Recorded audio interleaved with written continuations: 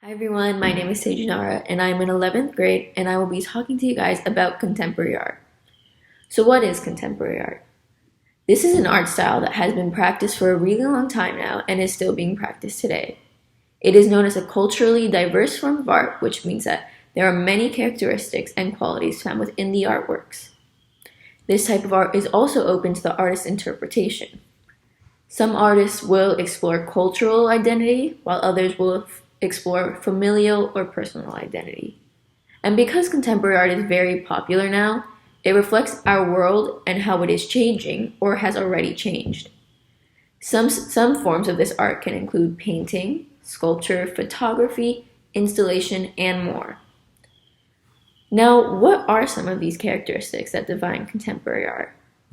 So, contemporary art is known as a very dynamic form of art, which means it continues to change.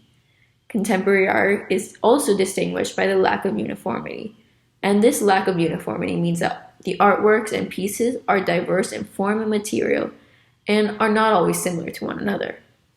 Also, some artists will uniquely include elements like time, performance, space, and other elements into their work. Now to talk a little bit about contemporary art's beginnings. So, contemporary art has never had one single time period where it started. This is because in different parts of the world, contemporary art started at different times. For example, in Germany, which is located in Europe, and they speak German there, contemporary art gained popularity after World War II in 1945. However, when compared to the US in North America, where we speak primarily English, contemporary art began to become popular and big during the late 1960s and early 1970s.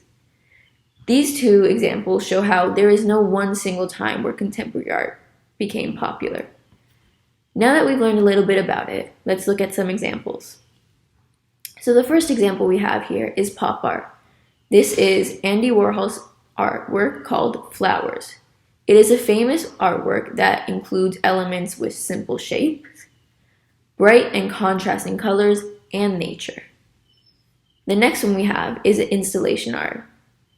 This Japanese artist, Yayoi Kusama, used the concept of infinity to create her work called Infinity Mirror Room. The next one we have is street art, and this is The Pieces Mural by Keith Haring. Number 5 is Anthony Gormley's statue called Angels of the North. Here he wanted to represent the passage of time with his statue. 6, we have Jeff Koons' Balloon Dog. This is an example of a sculpture. And the last one we have is another artwork by the Japanese artist Yayoi Kusama, and it is a painting.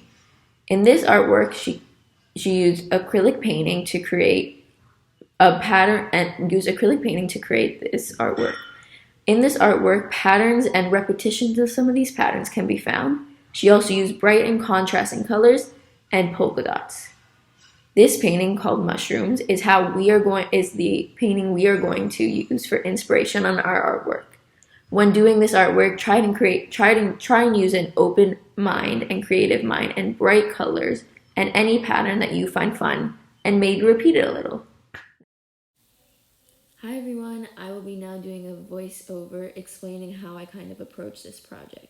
But before I do that, I'm going to show you a few examples of her artwork again.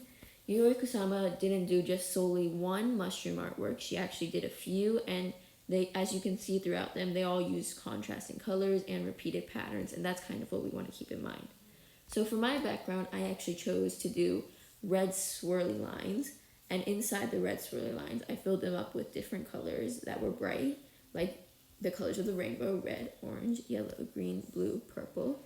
And when you do this, remember that you don't have to do the exact same style as the artist. Instead, if you want to take a different approach and use different styles or colors, you can feel free to do so. So now after doing the background, sketch up some mushrooms on a white piece of paper, and you can vary them in shapes and sizes, make some look bigger than others, make some look wackier than others, and then carefully cut them out using scissors. Once you're done cutting them out, you're going to glue them onto the background at different heights and different angles and make it all fun. Then you're going to begin filling it in with watercolor, and I chose to do the bottoms blue or yellow and the tops red or green. But if you would like to do more colors, less colors, feel free to do so. Now lastly, I added some designs to my mushrooms, the bottoms and the tops, or both. And when doing the mushrooms, I chose to repeat some circles and some zigzag lines. But when you do yours, you can repeat whatever you want or repeat none of them, and you can do whatever design you would like in whatever colors. Just remember, we try to keep the contrasting and bright colors because that's the point of this art. And here is my final result, and I hope you guys had fun trying it. And enjoy! Thank you!